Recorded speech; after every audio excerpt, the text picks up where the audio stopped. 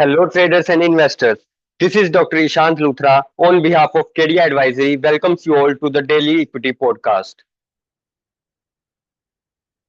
Wednesday के दिन Nifty में हमें एक नेगेटिव सेशन देखने को मिला।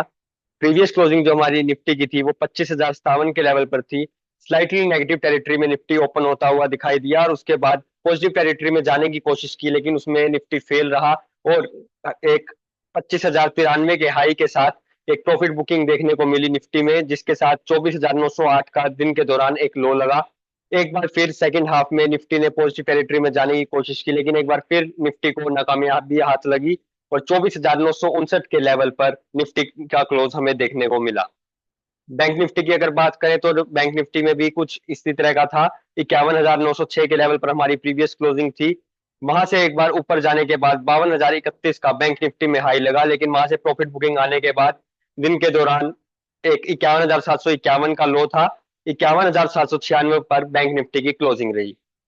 फिर निफ्टी की अगर बात करें तो फ्लैटिश नोट पर बंद होता हुआ फिर निफ्टी हमें दिखाई दिया। 23,863 की प्रीवियस क्लोजिंग के मुकाबले 23,877 की हमारी वेडनेसडे को फिर निफ्टी में क्लोजिंग रही। डे का हाई जो था वो 23,983 के लेवल पर था और डे लो 23,805 के लेवल पर था। यूएस मार्केट्स की बात करें तो अभी एक अच्छा सेशन यूएस में चल रहा है, जहां पर तीनों ही इंडिसेस डाउ जोन्स, नेस्डैक और S&P 500 आधे परसेंट से लेकर 3/4% के गेन्स के साथ ट्रेड कर रहे हैं। गिफ्ट निफ्टी की अगर बात करें तो स्लाइटली नेगेटिव टेरिटरी में 50 डेज एक्सपोनेंशियल मूविंग के एवरेज के नीचे फिलहाल ट्रेड करता हुआ हमें दिखाई दे रहा है।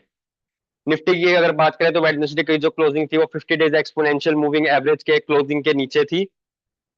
ऊपर की तरफ अगर निफ्टी जैसे ही कोई भी अप मूव मिलता है तो 50 डेज एक्सपोनेंशियल एवरेज सबसे पहले निफ्टी को एक रेजिस्टेंस देगा, जो कि 24,900 से लेकर 24,800 के लेवल पर है। 24,900 से 24,800 के लेवल पर निफ्टी को सपोर्ट मिलेगा। रेजिस्टेंस जो निफ्टी के लिए रहेगा वो 25,000 से लेकर 24,900 के लेवल पर रहेगा।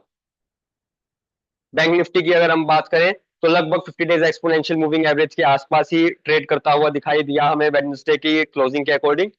और एक्सपायरी बैंक निफ्टी की हो चुकी है। ऊपर की तरफ बैंक निफ्टी को अब रेजिस्टेंस मिलेगा, वो 52,500 के लेवल पर मिलेगा और सपोर्ट बैंक निफ्टी का 51,700 और 51,500 के लेवल पर रहेगा।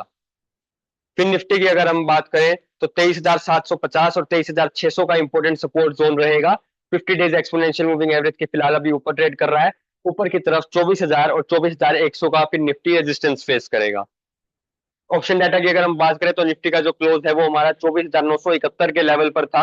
हाईएस्ट पुट ओपन इंटरेस्ट 24,500 के लेवल पर देखा गया और हाईएस्ट कॉल ओपन इंटरेस्ट 25,500 के लेवल पर देखा गया। हाईएस्ट वॉल्यूम पुट 25,000 के लेवल पर है, हाईएस्ट वॉल्यूम कॉल भी 25,000 के लेवल पर है। Fresh open interest on the put side 24,800 के लेवल पर है। Fresh open interest on the call side 25,500 के लेवल पर है। निफ्टी का पुट कॉल रेशियो 0.54 है निफ्टी की थर्सडे की एक्सपायरी के लिए।